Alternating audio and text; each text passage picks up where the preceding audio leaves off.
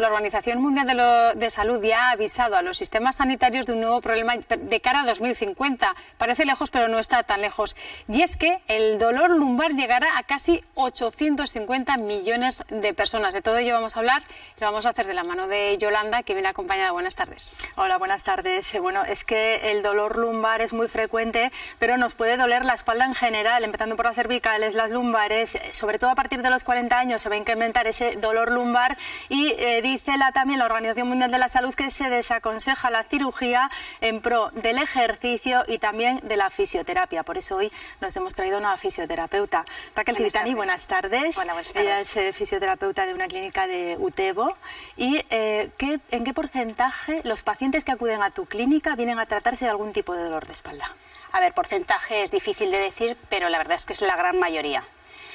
Podríamos hablar perfectamente de un 70-80% las personas que vienen afectadas por dolor de espalda. Y por las partes, según las partes de la columna, ¿qué es lo que nos va afectando y por qué? A ver, si contamos la espalda, que es la parte posterior del cuerpo, que va de los hombros a la cintura, la primera parte que tenemos es esta de aquí, que serían las primeras vértebras cervicales, que tienen una curvatura posterior, una concavidad posterior, que es la lordosis cervical. Luego, a partir de ahí nos empieza la columna dorsal, que vendría asociada a las costillas, es la parte más fija. Y luego la última parte, que es la que nombráis, es la columna lumbar, las últimas 5 vértebras. ¿Vale? Entonces, la columna dorsal es la zona más fija, con menos movilidad, más estable. Entonces, tanto la cervical como la lumbar van a ser las más afectadas por las cargas de pesos, por el estrés, malas posiciones y por la cantidad de movilidad que hay, ¿vale?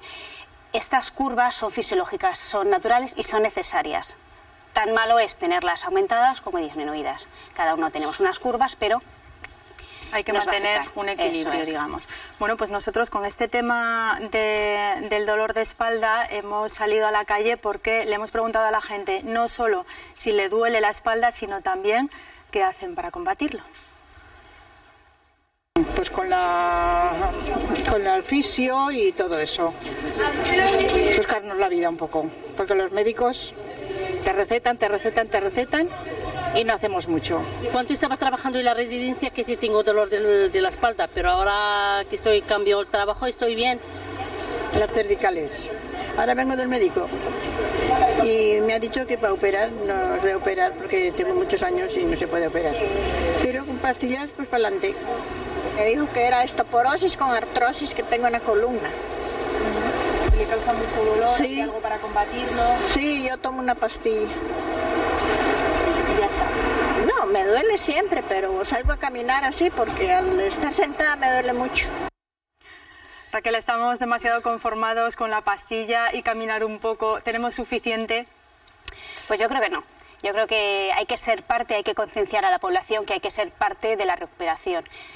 No nos podemos contentar con decir, bueno, pues es el remedio fácil, ¿no? Pues voy y me tomo una pastilla y claro, es lo más rápido.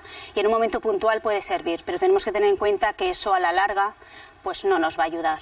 Entonces, ese problema se va a agravar.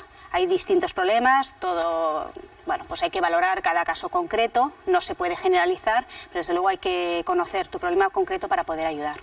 Raquel, y la postura corporal, porque también a la hora de trabajar o en el día a día cada vez la hacemos peor, la ponemos peor, es decir, no sabemos tener una postura corporal como tocaría de cara a la espalda. El problema es que la gente te pregunta ¿cuál es la postura correcta? ¿Cuál es la postura correcta para dormir? ¿Cuál es la postura correcta para estar sentado? Y yo creo que la base del problema es que no hay cuerpo que aguante 8 horas seguidos en una posición. Entonces, sí que hay posturas que se consideran más correctas, por ejemplo, a la hora de estar frente a un ordenador, pues que la altura de la vista nos pille con la altura de la pantalla, codos pegados al cuerpo a 90 grados, flexión de rodillas 90 grados, intentar unos apoyapiés, pero claro, eso es una utopía, eso aguantamos un rato. El cuerpo no está hecho para estar fijo, está hecho para estar en movimiento. Fíjate que quizá por ese motivo, ¿no?, por el que estemos tan rígidos y tanto tiempo sentados, es por los que vienen esos dolores lumbares de los que hablábamos al principio, y de hecho tenemos una serie de datos bastante llamativos, y es que decíamos que es la principal causa de discapacidad a nivel mundial, la lumbalgia, que en 2020 está afectando a 619 millones de personas, podría llegar a esos 40 843 millones en el 2050 y que algunos de los factores de riesgo son el tabaquismo, la higiene postural, de la que estábamos hablando ahora, y también la obesidad. Eso en cuanto a los datos, pero ¿cuáles son las características de la lumbalgia, que es el mal que más nos afecta? Pues que puede durar entre unas horas y varios días, que en algunos casos se vuelven crónicos si no ponemos remedio con anticipación, que suele surgir a partir de los 40 por los achaques propios de la edad y porque la columna se va degenerando, que es la primera causa de absentismo laboral. Por eso también prevenir puede ser muy interesante también de cara a los empresarios, y que hay servicios de traumatología. La primera causa puede ser pues una artrosis, por ejemplo, degenerativa, bueno, una serie de causas médicas de las que ahora hablaremos. Estamos poco concienciados de esa prevención que tenemos que hacer para no llegar al dolor. Bueno, la gente joven empieza a ser más consciente, empieza a hacer más ejercicios, porque cuando tú les hablas, de primeras me duele y en cuanto se me ha pasado se me olvida. ¿Vale? Entonces esto tenemos la memoria muy corta. Me acuerdo de Santa Bárbara cuando truena, es que se suele decir. Entonces sí que poco a poco va teniendo más conciencia. Pocos son los que te dicen ¿qué puedo hacer? Que creo que esa sería la pregunta principal. ¿Qué puedo hacer para aliviar mi dolor? ¿No? Entonces les das unos ejercicios. Hay poca gente que sea constante. Generalmente se suelen ir olvidando, no encuentro el momento y ya cuando se me ha pasado pues me he olvidado. Entonces hay que concienciar. Para eso estamos. Como decía ahora mismo Yolanda, hay determinados casos en los que al final pues también se tiene que acabar recurriendo al médico. Saludamos, tenemos en directo a Jorge Albareda. Él es jefe del Servicio de Cirugía Ortopédica y Traumatología del Hospital Clínico y también presidente de la Sociedad Española de Cirugía de Cadera. Muy buenas tardes, doctor. Hola, ¿qué tal? Buenas tardes. ¿En qué momento o en qué punto hay que acudir ya al especialista? Bueno, vamos a ver, lo que tenemos que recalcar es que el dolor de espalda es un síntoma, entonces siempre hay que llegar al diagnóstico de la causa que nos está originando ese síntoma, que es el dolor de espalda. La mayor parte de las veces el dolor de espalda pues va a tener, el tratamiento va a ser conservador. Nosotros llamamos tratamiento conservador cuando es el no quirúrgico, es decir, un tratamiento fisioterápico, rehabilitador y tratamiento farmacológico va a ser el tratamiento que va a haber que realizar en la mayor parte de las veces, pero siempre conociendo cuál es la causa de ese dolor. Teniendo en cuenta, como ya se ha comentado, que las lumbalgias son las más frecuentes, que el dolor es frecuentísimo, que el 10% de la población a lo largo de su vida va a tener algún dolor de espalda, alguna crisis de lumbalgia, y que puede afectar además este proceso de la lumbalgia, del dolor de espalda, desde la adolescencia hasta la vejez. Es decir, que tenemos un abanico enorme. Sí que es más frecuente asociado a patologías laborales, como ya se ha comentado, hacia los 40 años, 50 años, pero pues, nos puede afectar desde la adolescencia hasta la vejez. Siempre el tratamiento fisioterápico, rehabilitador y farmacológico es prioritario, conocido el diagnóstico. Pero en ocasiones hay que recurrir a la cirugía, no queda otro remedio que hay que recurrir, afortunadamente de forma excepcional, pero en ocasiones pues no queda otro remedio que recurrir a él. ¿Y cuándo tenemos que recurrir a él? Primero, cuando no podemos controlar el dolor con el tratamiento fisioterápico, rehabilitador y farmacológico.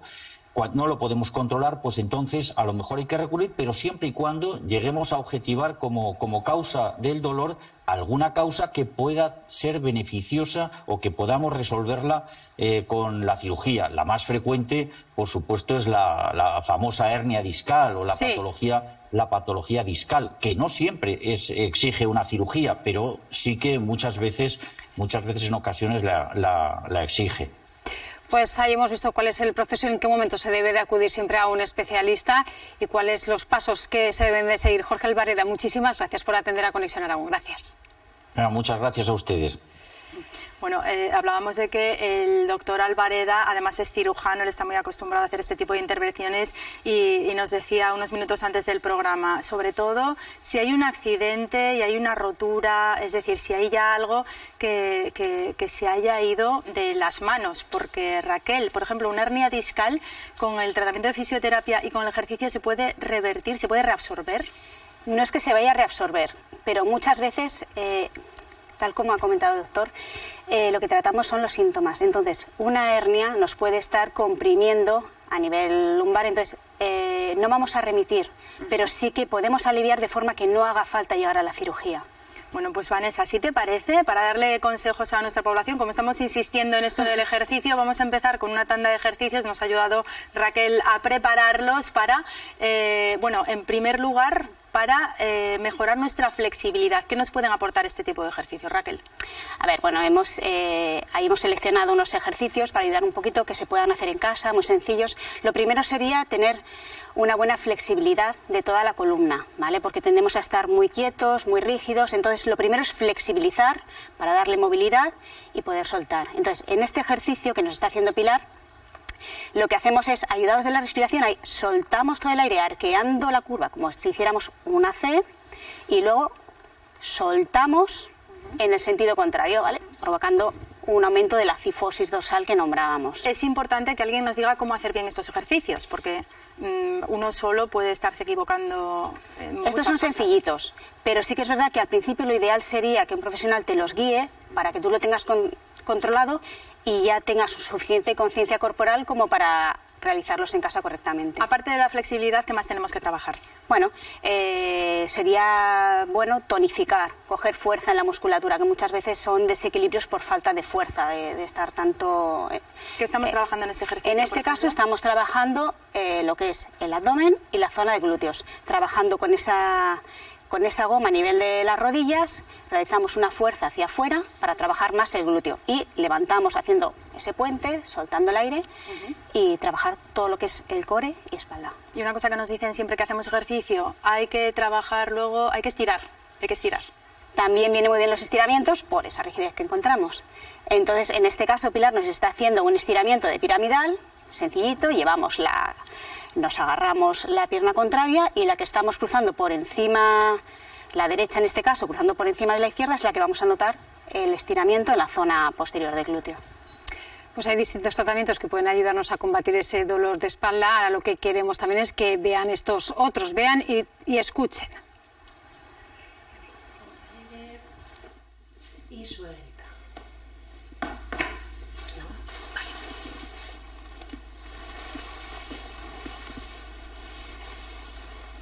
¿De qué se trata? Se trata de coaptaciones o manipulaciones, un tipo de técnica que utilizan quiroprácticos y también osteópatas. Son conocidas sobre todo por eso, por los crujidos que acabamos de escuchar, que provocan para liberar tensiones y recuperar el equilibrio del cuerpo.